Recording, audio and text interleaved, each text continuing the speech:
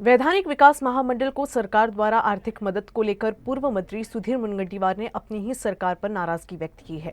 पत्रकारों से बातचीत में मुनगंटीवार ने कहा कि वैधानिक विकास महामंडल हमारा कवच है, अधिकार है। असं मला वाटायचा विषय नाही, असं होऊ नये यासाठी मी सावधान खबरदार करतो। विदर्भ मराठवाडा वैधानिक विकास मंडळ आता इथून एक पत्राचं उत्तर येत नाहीये। आज मी आमदारांच्या सह्या घेऊन ही आग्रही मागणी करणार आहोत की आमचा हक्क आहे। वैधानिक विकास मंडळ हे 371(2) नुसार आमचं संरक्षक कवच आहे। तुम्ही जर हे संरक्षक कवचच काढून टाकलं तर जो निधीचा उपयोग आहे तो विदर्भासाठी होणार नाही।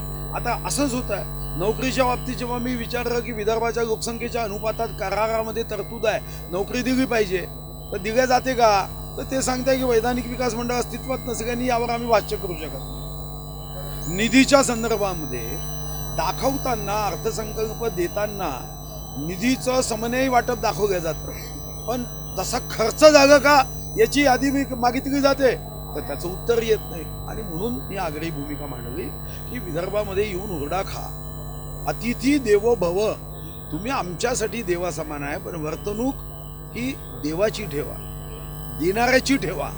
तुम्ही इथं येऊन हुरडा खाऊन वापस जाल तर हे विदर्भाच्या आणि मराठवाड्याच्या जनतेवर अन्याय करणार आहे।